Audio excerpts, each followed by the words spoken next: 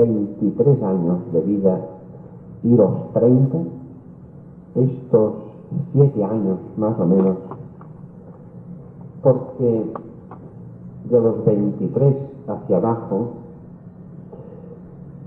de los 23 hacia los 16, o quizá eran 15 cuando tenía, él siguió estudios en escuelas de Senia, conducido por la mano de José de Arimatea, que era el que le guiaba y el que sentía el deber de conducirlo.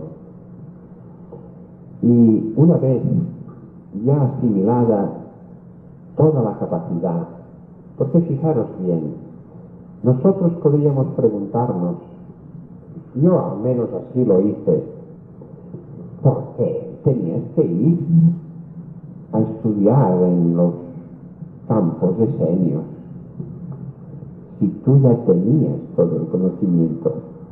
Ah, Pilín, ¿qué hiciste allí? Y él decía, en mi cerebro,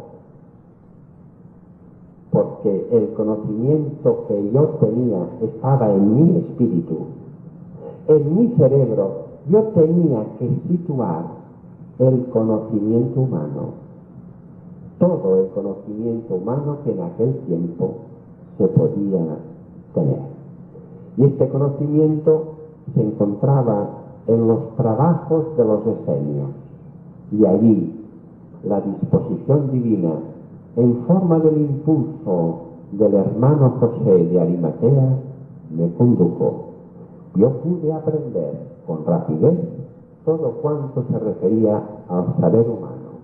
Una vez esto grabado en mi cerebro, terminó la función, terminó esta misión, y entonces me retiré para preparar mi cuerpo, para preparar toda mi vibración física y condicionarla para estar en condiciones, en la mejor disposición posible de recibir continuamente lo que debería transmitir y poner mi cuerpo en condiciones de resistir lo que tenía que resistir.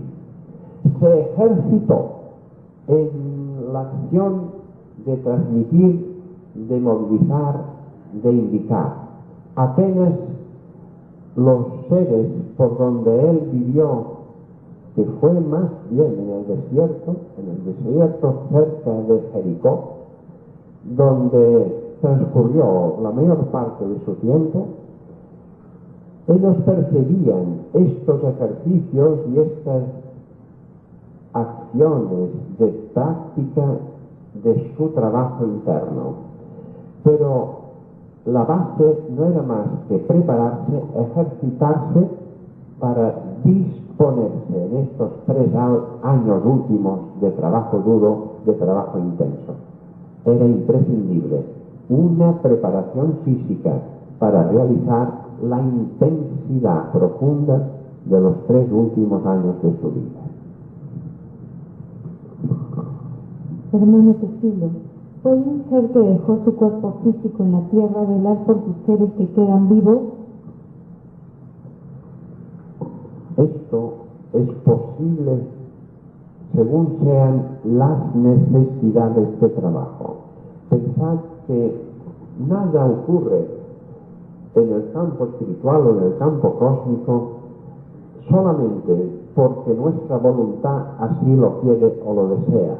No, nada ocurre fuera del orden, nada ocurre fuera de la armonía en que todo el orden, toda la creación está sujeta.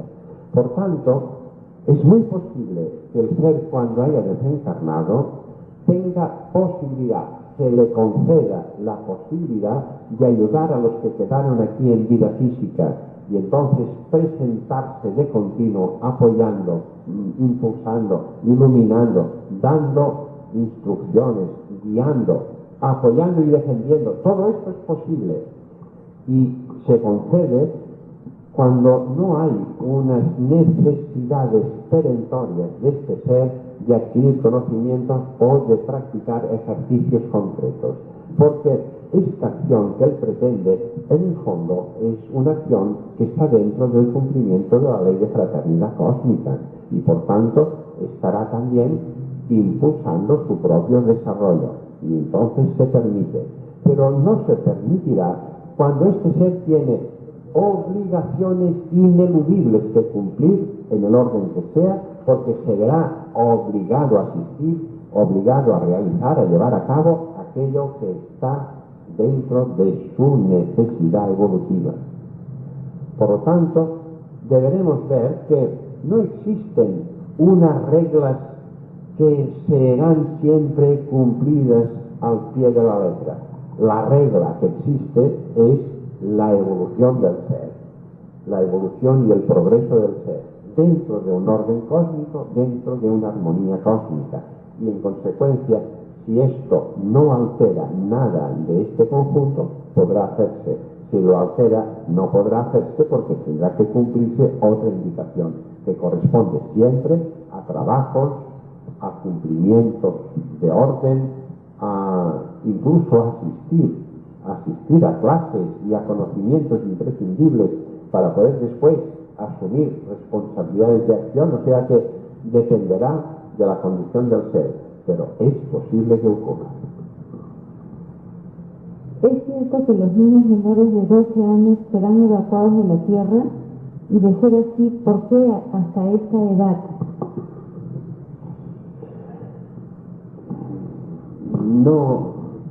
No os centréis en números. El concepto 12 años es una limitación en la comprensión. Porque fijaros bien, continúan naciendo cada día niños, y continúan naciendo y continuarán naciendo hasta el minuto -1. Continuarán naciendo. Porque lo importante no es el cambio evolutivo en relación a un ser. Lo importante para cualquier ser es la programación encarnatoria que se hizo de él. Y todo cuanto tendrá que hacer en esta programación encarnatoria es prioritario, es fundamental, es más importante que el cambio evolutivo, porque el cambio evolutivo ya se lo encontrará. Lo importante es cómo él se podrá disponer para seguir adelante, cómo podrá asimilar nuevos conocimientos que representarán incrementos de su frecuencia vibratoria para poder entrar en este nuevo mundo, en el mundo de regeneración, en esta nueva era evolutiva. Por lo tanto, deberemos entender, y esto debería ser un punto importante de nuestro trabajo, que no deberíamos preocuparnos si se va a efectuar el cambio dentro de 3 días, de 3 años, de 30 años o de los años que sean. Es igual, nos debe ser igual. Nosotros debemos trabajar en nuestro perfeccionamiento, porque tú, Padre mío, me lo estás diciendo, y tú ya prepararás las condiciones para mis trabajos futuros, entre las cuales estará el cambio de era. Pero yo no puedo hacer más que moverme en armonía contigo, Padre mío. Y el moverme en armonía contigo lo estoy haciendo con tus leyes. Y me estoy adaptando a la ley de la reencarnación, que es la que me ha programado todo lo que yo tengo que llevar a cabo para aprender, desentendiéndome de lo que tiene que ocurrir. O sea, pensemos que cuando nosotros sentimos temor y miedo por este cambio y decimos, ¿cómo podemos nosotros evitar que nos afecte? Y estamos creando unas organizaciones, unos centros, unos lugares subterráneos o lo que sea. ¿Qué es lo que estamos expresando? Una falta de confianza en nuestro Padre, una falta de seguridad en que estamos y somos amados por Él, no hemos tenido en cuenta que es ser amado de forma absoluta por nuestro Padre. Y por lo tanto es lógico pensar que nuestra disposición no puede ser más que actuar de acuerdo con lo que tú me das. ¿Y qué es lo que me has dado? Esta vida física. Y en ella, ¿qué? Un programa de trabajo que está expresado por todas unas necesidades, unos compromisos, unos condicionantes que algo tienen que decirme, que lección deben contener. Por eso me la das, porque me amas.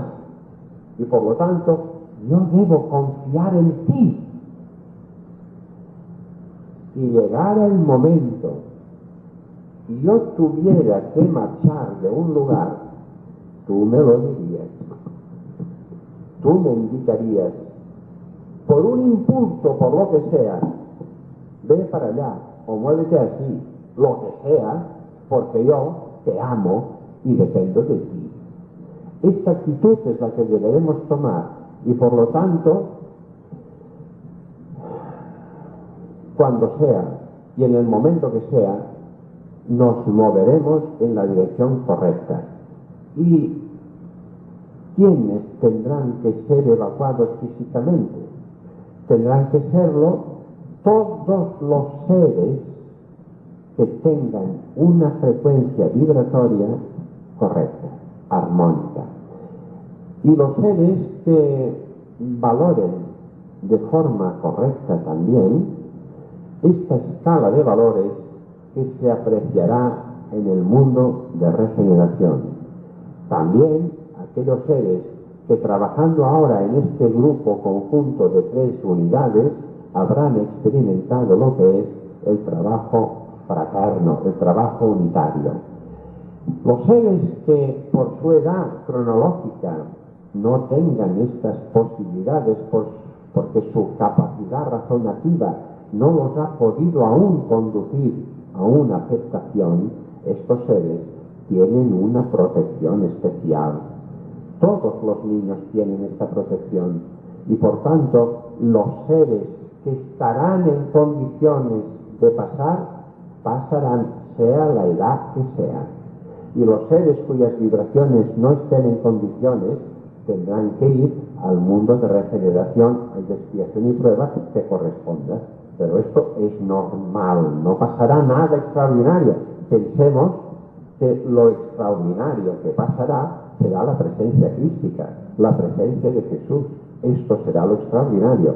Pero el pasar dependerá de cómo se encuentren las frecuencias vibracionales del ser.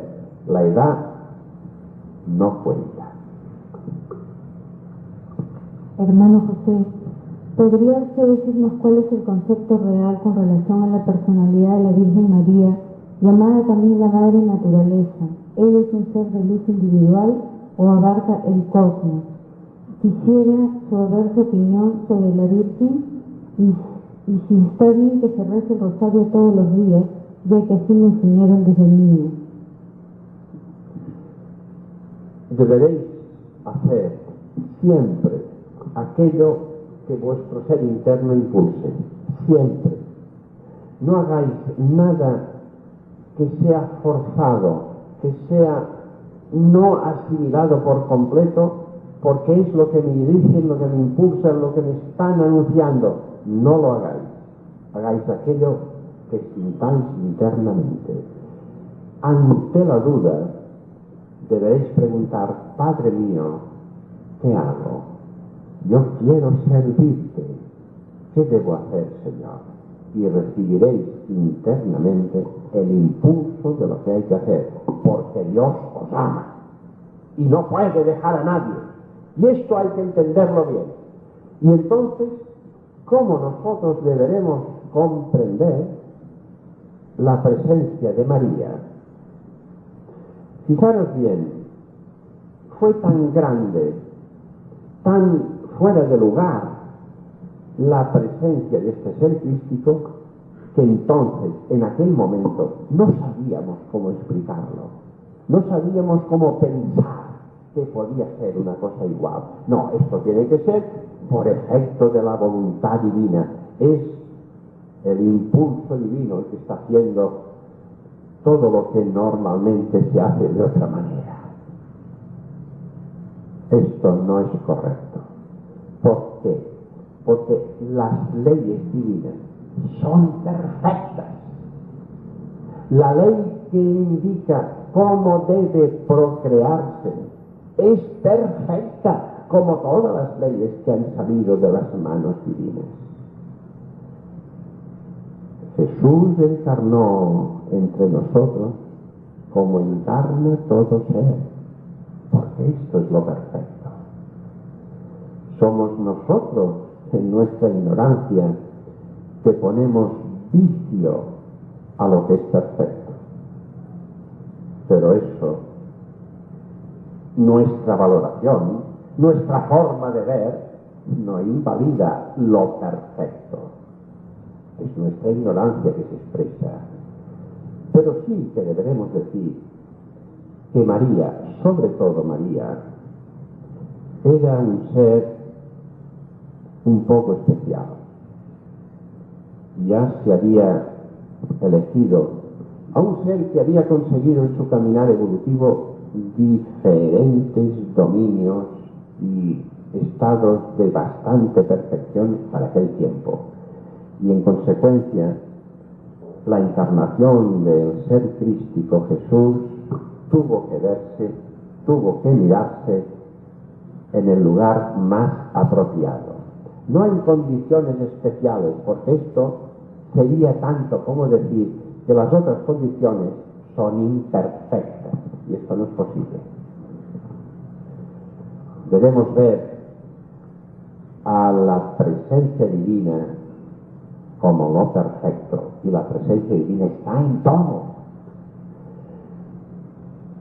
Diremos simplemente, María estaba más allá del nivel general de los seres, y por tanto era un ser útil, apto y preparado para recibir a esta fuerza crística que estaba condensada en una encarnación del planeta nuestro, y por tanto, claro, no tenía la intensidad del mundo crístico, pero era importante. Y así es como debemos ver a este ser elevado, que se le ha dado unas connotaciones muy superiores, pero es igual. Ella ya lo admite así, y cuando nosotros estamos orando y pasando el rosario, estamos haciendo algo positivo. No es que esto sea negativo. Cada ser tendrá que hacer aquello que sienta, pero pensar bien, aquello que uno hace en plena conciencia y con completa dedicación, esto es positivo. Siempre. Hermano José, ¿cómo enmienda uno sus faltas graves a la ley divina, cargándolos a la cuenta de lo que hay que pagar en otra reencarnación? ¿No serían faltas graves hechas a nuestro Creador? Lo primero que debemos pensar es que nuestro Creador, nuestro Padre, ya sabe cómo somos. Su amor absoluto conoce nuestras debilidades. Y pensad siempre en esto: amor absoluto, absoluto, no tiene límite. Conoce nuestras debilidades y Él no desea más que nuestro bien. En consecuencia, todos nuestros errores, grandes o pequeños, ¿qué más da? Errores al fin y al cabo, serán restituidos con posibilidades futuras, con encarnaciones futuras, que al hacernos pasar situaciones concretas, si las hacemos bien, eliminaremos el error y lo sustituiremos por el conocimiento. Si no lo hacemos bien, tendremos que repetir. Y así, tantas veces como haga falta, porque para Él no terminará la paciencia. Él es la paciencia. Gracias por el anticipado, hermano Tefilo. Quisiera saber si Jesús se casó. Nosotros deberemos ver que su misión, su trabajo era muy concreto y no tenía tiempo para divagaciones que no dieran lugar a un ejercicio completo. Cuando nosotros estamos pensando en el matrimonio, deberíamos pensar qué es lo que ello representa, que no es una cosa tan a la ligera como nos tomamos, sino que tiene trascendencia futura. Una unión de dos seres implica restituir errores, cancelar estos errores a través del esfuerzo de la unión, del trabajo que corresponderá ser paciente, ser comprensivo, ser tolerante y amar. Es evidente que en otros momentos se podrán observar uniones matrimoniales llenas de armonía y llenas de paz. Pero tanto unas como otras implican una proyección hacia adelante, una proyección marcada por unas descendencias, unos hijos, y por tanto unos cumplimientos físicos. Todo esto estaba sobrando en la misión de Jesús. Él no tenía estas necesidades. Él no venía a enseñarnos algo en un sentido que ya podríamos apreciar en otros campos de estudio. Él venía a transmitirnos las leyes divinas. Y esto hay que entenderlo muy bien. Cuando decimos que Jesús es el único Mesías que ha venido con esta autoridad y este nivel, es porque su misión no era enseñarnos las cosas del hacer diario que nosotros tenemos que llevar a cabo, sino enseñarnos las leyes divinas que tendrán que ejecutarse en estas cosas. Y una vez esto cumplido, deben marchar sin dejar compromisos que hubiera dejado si se hubiera casado. Hermano José, ¿dónde se encuentran los mundos crísticos? ¿Cómo son y quiénes están allí? Pues esto es lo que me gustaría saber.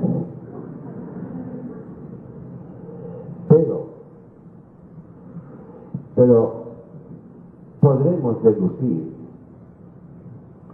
en primer lugar, el mundo crístico, el mundo físico, como tal mundo, tendrá que producir una frecuencia vibratoria altamente superior, altamente capaz para que el ser crístico que se encuentre allí se encuentre también en una armonía con el entorno.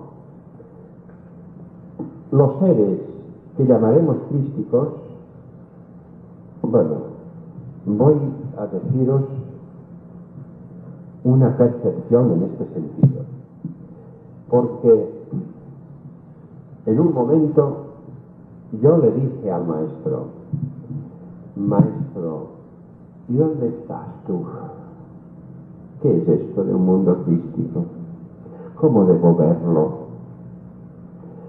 Yo creo que se me echó a reír un poco, pero me dijo, podéis entender, aunque sea mínimamente, esta imagen que voy a transmitirte.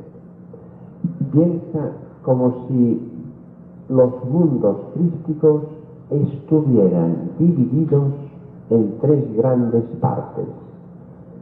Los mundos crísticos, puedes pensar, son una primera parte, una parte intermedia y una parte final. En la parte primera entran los seres que han dejado los mundos de pureza.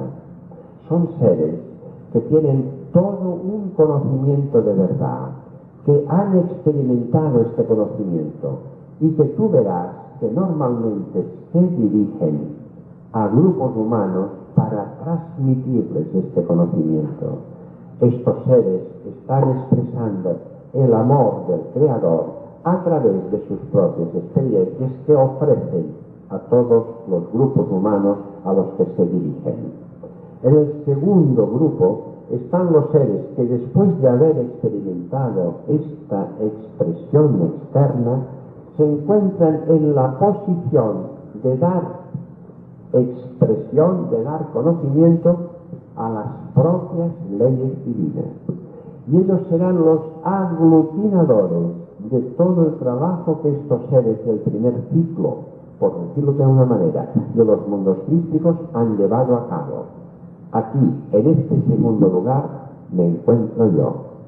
En el último lugar están los seres que después de cumplir estas misiones no hacen otra cosa que ser instrumentos de la voluntad divina, pero instrumentos especiales, lo que vosotros podíais llamar por arquitectos cósmicos, brazos divinos, Dios en acción, lo que queráis, porque vuestras mentes no podrán comprender este estado último, pero sí que podéis pensar lo siguiente. Cuando tiene lugar la creación, es decir, cuando en cada instante va surgiendo la energía de vuestro Padre, y esta energía, por voluntad divina, por designio divino, tendrá activadas sus características de tal modo que se convierta en un mundo primario.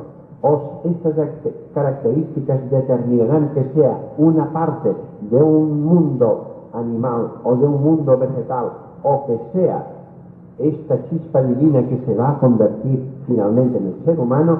Estas energías son recogidas por estos seres crísticos últimos, máximos, y conducidas de tal manera que tú ves y tú estás percibiendo a Dios actuando con estos seres, y son los responsables de conducir esta creación hacia el lugar cósmico que el designio divino ha determinado, y allí es donde se iniciará una etapa evolutiva nueva.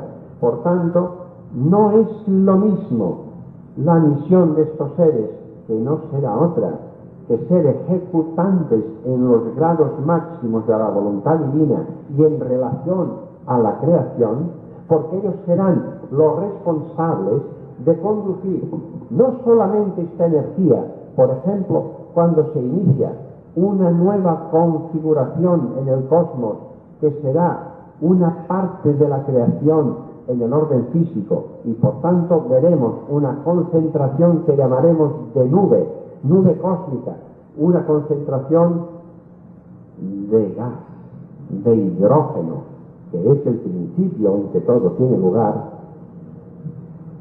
Ahí, esta nube se moverá de forma rotatoria por el impulso que le habrán proporcionado estos seres crísticos máximos, que son los conductores y son los que tendrán que dar fe o testimonio del designio divino. Son ellos los que tendrán que vigilar la marcha de este punto energético, y cuando llegue el momento tendrán que imprimir potentes cargas energéticas, porque ellos son Dios actuando, introducir en el núcleo una carga y convertir aquella molécula, aquel átomo de hidrógeno en átomo de helio, y así sucesivamente en los diferentes instrumentos físicos que tendrán que configurar un mundo. No se forma simplemente por una reacción espontánea evolutiva, la ley de evolución. No simplemente, a pesar de que existe esta ley en el orden humano o en el orden físico, sino estos cambios sustanciales son producidos por la acción de estos seres crísticos máximos, que no son más que la expresión del amor inmenso de Dios. Con estas imágenes tienes bastante por el momento para entender cómo debes ver el mundo crístico y dónde debes situarme.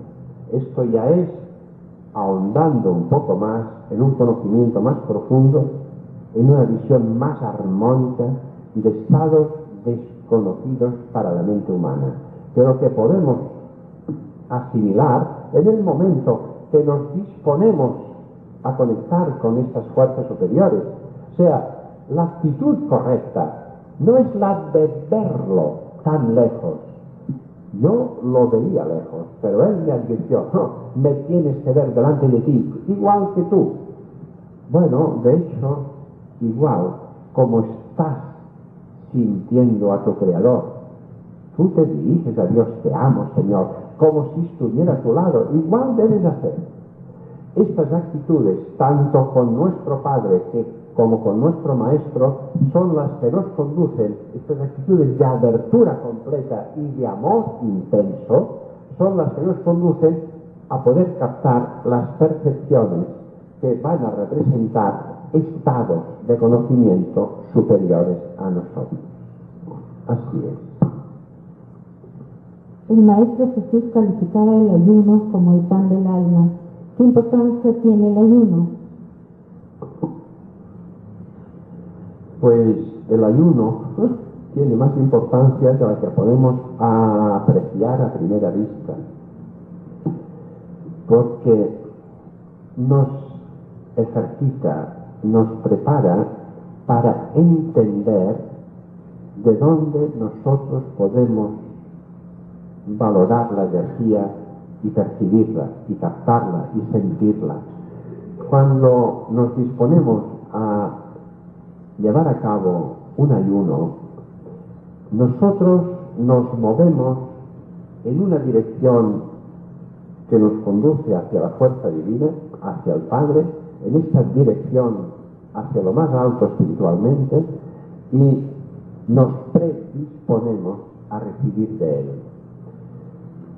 Estamos ayunando, pero estamos sintiendo una unidad estrecha con nuestro Padre. Aunque no lo percibamos, estamos recibiendo su energía vital a través de nuestra vibración. El ayuno, por tanto, llevado a cabo convenientemente, puede ser una práctica extraordinaria para percibir la fuerza del Padre y para sentir, moviéndose adecuadamente. Esto será una condición importante de trabajo en la nueva era evolutiva, porque las comidas no tendrán el carácter que les damos aquí. Es cierto que Jesús fue llevado a los cielos en cuerpo, ¿y dónde se dirigió este cuerpo? Deberemos razonar y entender con claridad que en cada nivel evolutivo allí se dan unas condiciones óptimas, adecuadas, armónicas, por lo que el ser tiene que aprender. O sea, fijaros en esto porque también es fundamental. Mi Padre, nuestro Creador, nos da aquello que en cada momento nos puede ser más útil para nuestro trabajo evolutivo.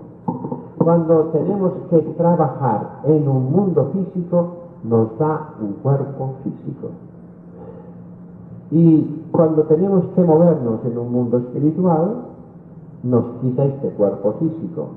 Morimos, desencarnamos, y nuestro ser se va al mundo espiritual y así trabaja. ¿Por qué hemos tenido que poner en nuestra mente que Jesús o quien sea se fuera con un cuerpo físico? ¿Dónde va a encontrar manzanas si no hay allí vida? Si no podrá comer nada, ¿qué va a hacer con su cuerpo? Si le va a ser un estorbo, como no es a nosotros un estorbo el cuerpo. Es lógico pensar que no se necesita una envoltura material en un mundo espiritual. Y este razonamiento tan lógico es el que nosotros debemos hacer. Fuimos nosotros mismos los que dijimos que se fue con cuerpo, pero hace 2000 años de esto, cuando nuestra capacidad era más pequeña. Entonces es como si fuéramos niños de 2 o 3 años. Ahora no tenemos más edad de 11 y podemos comprender que esto no tiene sentido. Hermano José, ¿Quiénes edificaron las pirámides en Egipto y con qué objetivo? Es cierto que estas formas geométricas generan o atraen cierto tipo de energías y si es que nos pueden ayudar en la evolución. Mira, yo tengo que deciros que realmente estas formaciones piramidales tienen una acción. Se utiliza, allí en Barcelona se utiliza esta formación piramidal, la pirámide en unas condiciones determinadas, es decir, en las mismas condiciones, por ejemplo, que la pirámide de Keops es la que se está utilizando. Pero, ¿qué es una pirámide? Pensemos, ¿qué es lo que está moviendo una pirámide? Podríamos decir que es parecidamente a lo que hace una lente. La lente recogerá los rayos del sol y los convergerá en un punto. Y allí, pues aquello quemará, haremos lo que sea. Con la lente haremos lo que sea con estos rayos. La pirámide hace lo mismo con los campos energéticos del planeta. Es decir, los meridianos de energía magnética del planeta son absorbidos, es decir, son conducidos por esta forma piramidal y entonces se unen hacia arriba y hacia abajo y por tanto tienen una concentración de fuerza. Esta concentración podemos verla que produce efectos de secar, es decir, de vaporizar el agua. Y así tú podrás poner dentro de la pirámide un trozo de carne y tú verás que dentro de unos días, no muchos, aquello se ha convertido en algo seco y totalmente maleable, duro, sin posibilidad de que se putrefacte, porque no habrá allí ningún elemento acuoso, habrá desaparecido. Podemos ver que si tú sitúas dentro de la pirámide, no sé, una hoja, un cuchillo, esta hoja se afilará por la acción de esta energía que hay allí. O sea, podremos observar una serie de factores y podríamos decir, esta energía no la podremos considerar ni positiva ni negativa, es una energía que dependerá de lo que yo ponga debajo para que esto se convierta en positivo o en negativo. O sea, se ha hecho ensayos de ver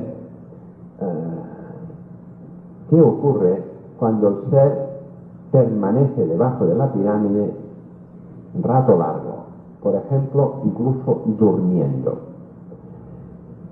El dormir en la pirámide ha representado para unos un despertar por la mañana con un dolor de cabeza insoportable, una sensación que no habían notado antes y un estado de pesadez como si no tuvieran ninguna fuerza, totalmente exámenes, así se movían. Para otros representaba una cierta euforia, un estado realmente de plenitud. Entonces, ¿qué es lo que pasa? Y tú tendrás que razonar y decir, lo que pasa es que según las energías que tú tenías, así esta potenciación energética ha producido incrementos. Si tus energías no eran correctas, el resultado ha sido una catástrofe. Pero si tus energías eran correctas, ha sido una potenciación. Por tanto, es un instrumento que no tendremos que tener demasiada consideración con él. Podremos utilizarlo, pero no es donde habrá que poner la atención. ¿Quién hizo las pirámides? Pues no lo sé. No tengo idea. No tengo idea porque me es igual lo que digan. Me es igual que me digan que fueron unos extraterrestres, que fueron así, que fueron así. No lo sé. Necesito certeza. Cuando no tengo la certeza, digo que no lo sé. Hermano Tefilo, ¿cuál fue verdaderamente el llamado pecado original? ¿Qué fue lo que hizo que el puente de comunicación con la divinidad se rompiera?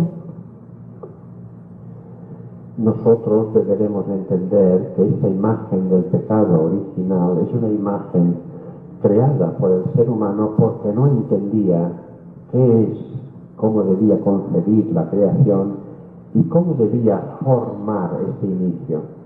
Fijaros que nosotros ahora estamos en condiciones de entender que la creación no ha tenido nunca principio.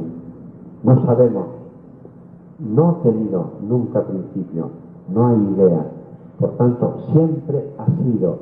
Y si siempre ha sido porque lo deducimos con facilidad al entender que Dios debe tener, entre otras características, la perfectibilidad y la inmutabilidad. Si Él es el inmutable por perfecto, querrá decir que al haber creado, esta es una de las actitudes perfectas o la actitud perfecta y como tal debe ser inmutable. Y si es inmutable, no ha tenido principio. Si es inmutable, no tendrá fin. Luego, esta imagen del principio, de la creación, del pecado, es una imagen humana, no real. Una vez que se ha establecido un contacto con un maestro o guía del espacio, ¿cómo se puede hacer para ampliar dicho contacto? ¿O qué aconseja al respecto? No hay más que un solo camino, amar. Siendo Dios amor, esto nos enseña que la capacidad de amar no tiene límite. No tiene límite. Y la relación con este maestro se ha producido por una frecuencia vibratoria de amor, el tono que sea. Pero yo puedo incrementarlo, yo puedo amar más y más y más y más. Y puedo decir, te amo, Señor, te amo. Y esta intensidad mía de amor me comunica con las fuerzas más elevadas. No hay otra consideración. Vedlo todo simple. Según sea nuestra capacidad de amar, así será la puerta que estaremos llamando. Y no de otra manera. Fijaros que ni tan siquiera el conocimiento lo obtendremos, pero el conocimiento vendrá por la intensidad de nuestro amor. Si no, no será así. O sea, vosotros podéis ver incluso que muchas personas están muy llenas de sabiduría, muy llenas de conocimiento, pero sus actos no son fraternos. ¿Qué pensaremos? Este conocimiento no está dentro, solamente está en el cerebro. No ha llegado al espíritu. No ha constituido una base de acción del ser. Este conocimiento no existe, aunque ellos crean tenerlo. No lo tienen, porque hay que demostrarlo. Hay que demostrarlo a través de los hechos, y los hechos únicamente son manifestaciones de amor. Es muy simple todo. En la medida que tú amas, sabes. Cuando tú aumentas la vibración de amor, aumentas los grados de sabiduría. Y únicamente así se alcanza el final del saber, a través del amor. Hermano Fabregat, ¿llegaremos todos al final a ser divinos? ¿Por qué entonces el Creador nos hace pasar por este camino largo y penoso si ya sabemos que el final será igual para todos? Pues mirad, esta es una pregunta que todos nos hemos hecho. Y ¿por qué me haces pasar por todo esto, Padre mío? ¿Por qué no me podías hacer perfecto ya de entrada, sin necesidad de todo ello? Esto ha estado en la mente de todo ser, también ha estado en la mía. Y entonces me han hecho razonar lo siguiente. No dices que Dios es la perfección absoluta, que Él es el perfecto, y por tanto deberás deducir que todo cuanto sale de Él es perfecto. Ya sé por dónde vas. Lo que quieres que yo te diga es que tal como Él me ha hecho es perfecto. Exacto. Esto es lo que quiero que digas, me dice. Que tal como te ha hecho, pasando por todas estas situaciones y estas pruebas, es lo perfecto. No hay otra cosa más perfecta, y esto puedes deducirlo por este concepto de perfección en lo divino. Por tanto, tú no entiendes aún por qué tienes que pasar por todo ello, pero sí que puedes entender, porque no es tan difícil, que de Él no puede existir, no puede salir, no puede aparecer nada imperfecto. Luego, esta forma tuya es la perfecta. Lo entenderás después. Evidentemente, a poco rato de ello, al cabo de, no sé, algunos meses, pero no muchos, yo captaba lo que era el cuadro sinóptico de la ley de evolución y progreso. Y veía cómo el ser se movía de estados de oscuridad total a estados que iban languideciendo estos aspectos de oscuridad, entrando partículas de luz, y luego entraba en una luz que iba creciendo, hasta que se acercaba de nuevo al seno divino con una intensidad infinita de luz. Claro, al ver este mecanismo, yo entendía, en la medida que yo comprenda esta acción de oscuridad que va pasando hacia la luz a través de mi esfuerzo, a través de mi trabajo de valoración y de confrontación, entonces los grados de luz son grados de conciencia que yo he tomado como consecuencia de la práctica de mi trabajo. Todo tiene entonces un sentido, porque yo pienso, si tú me hubieras hecho perfecto de golpe, yo no sabría lo que es la imperfección. Yo no conocería lo que es recibir toda la fuerza que da la plenitud de lo conseguido. Yo sería un ser sin ninguna vida.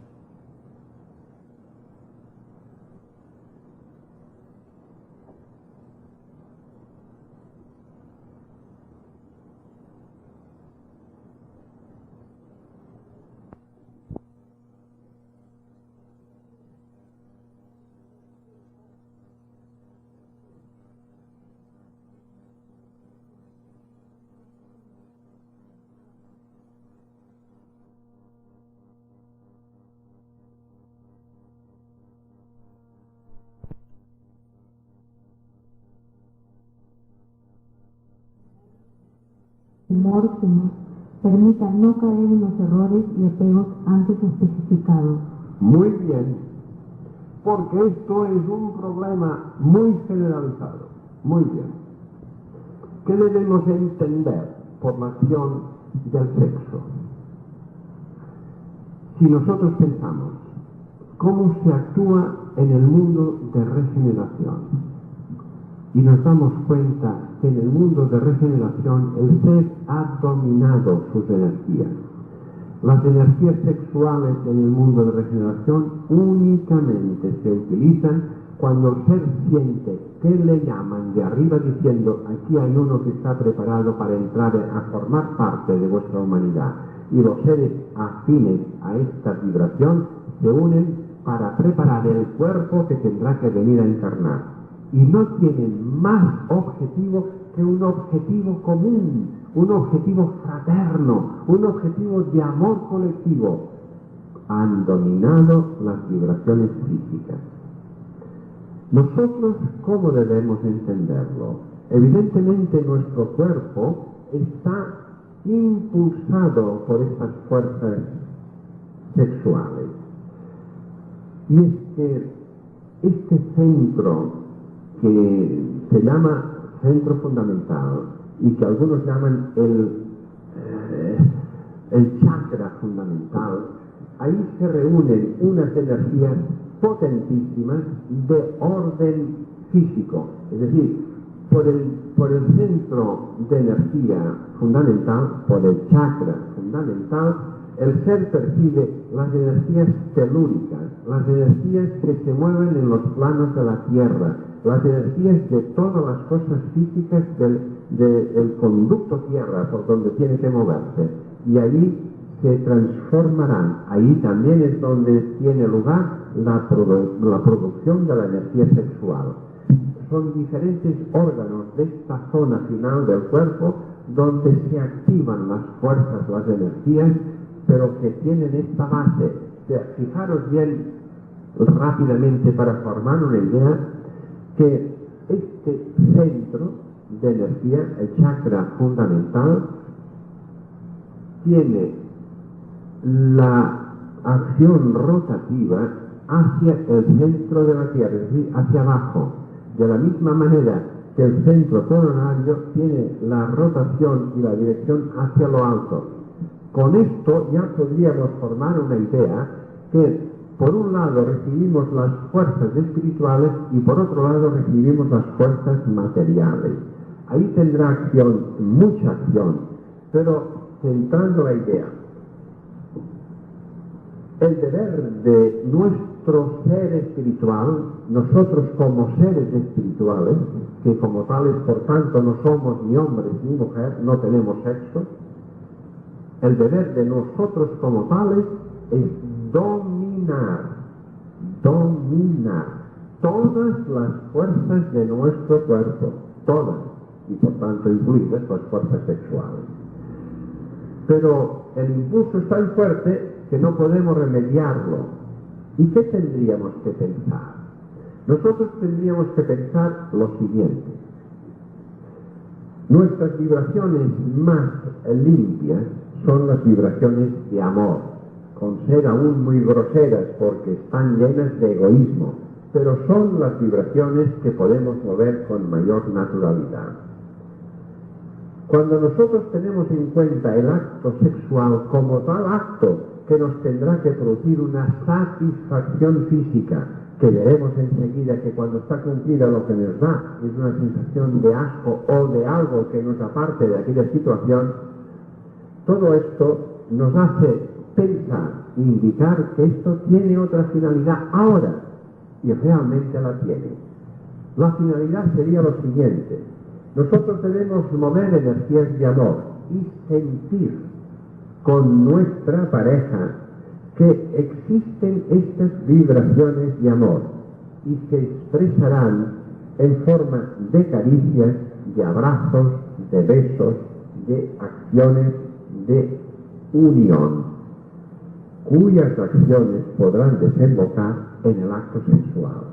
Y entonces este acto sexual viene a ser la culminación de una acción fraterna, de una acción de amor, de una acción de unidad y de identificación entre los seres. Pero deberemos de evitar, en la medida de lo posible, que este acto sea un objetivo. No es muy útil para nuestro programa de trabajo evolutivo que nosotros digamos a nuestro cónyuge: vamos a la cama porque tenemos que hacer el amor. Esto que es tan habitual, debemos entender que no nos ayuda, sino más bien nos relaciona con los instintos, con las vibraciones de nuestro cuerpo. Y las vibraciones de nuestro cuerpo, fijaros bien, esto es muy claro, son vibraciones egoístas.